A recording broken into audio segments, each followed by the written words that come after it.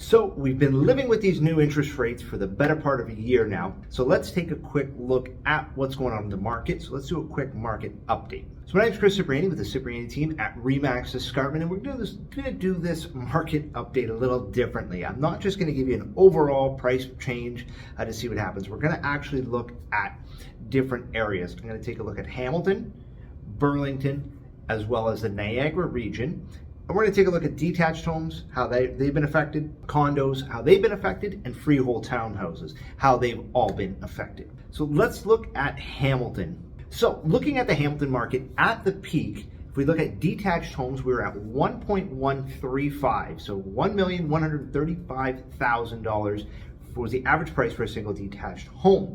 Fast forward to November, we're sitting at 813,000. So you've seen a drop of about 30% when it comes to detached homes in Hamilton.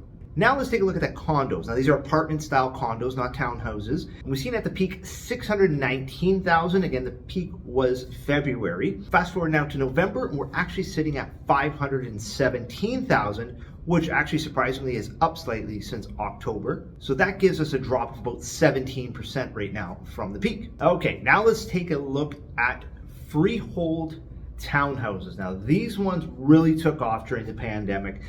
They were low before that, and they've kind of skyrocketed almost to $1 million. So the average price in February, again the peak, was $968,000 for a freehold townhouse. Fast forward now to November, we're sitting at $766,000, which is about a change of, I believe, 23%, if I'm not mistaken. So if we look at the Hamilton market, where there might be some opportunities, moving up, the big kind of buyer segment is the move-up buyers, obviously the young families leaving those townhouses to a detached home. Well, the gap difference has actually shrunken down a bit between those two people. Personally, we're starting to see some big opportunities there when it comes to people moving up from a condo to a townhouse and a townhouse to a detached home.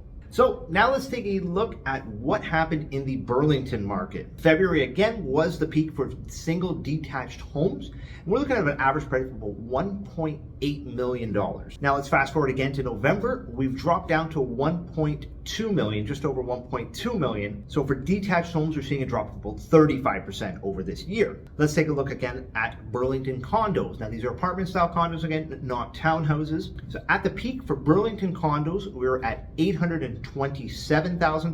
That was actually in January. Most of the peaks for other areas were February. And we're now seeing the average price for a condo at $688,000, which is a drop of about 18%. Now let's take a look at Burlington townhouses, just freehold townhouses. At the peak for townhouses in Burlington, we were at just over $1.2 million.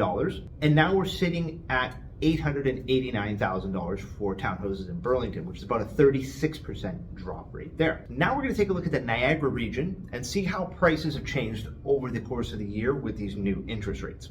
So of course, we're going to start with single detached properties. So single detached properties were sitting around $922,000, the average price in February. They've now dropped to $716,000, which is a change of about 25%. Now Niagara condos, again, these are apartment style condos, not townhouses. At the peak, we're at $616,000, and they've now since dropped in November to about $478,000. So again, we're seeing about a 25% drop there as well. And last but not least, in the Niagara region, we're seeing freehold townhouses. They were actually sitting at $904,000. They've since dropped to about $630,000. So we're looking at about a 35% drop in freehold townhouses in Niagara region. Now, the one thing to note about Niagara, it is quite different in different regions.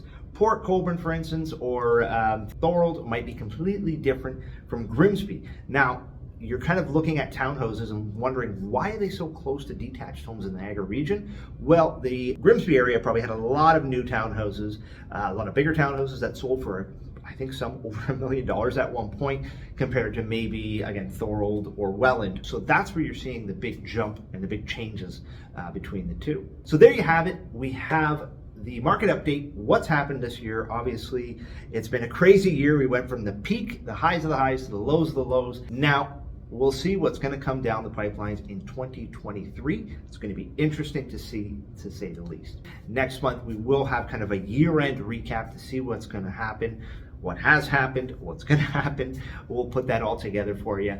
But for now, here is Hamilton, Burlington, and Niagara, and what we've seen so far this year.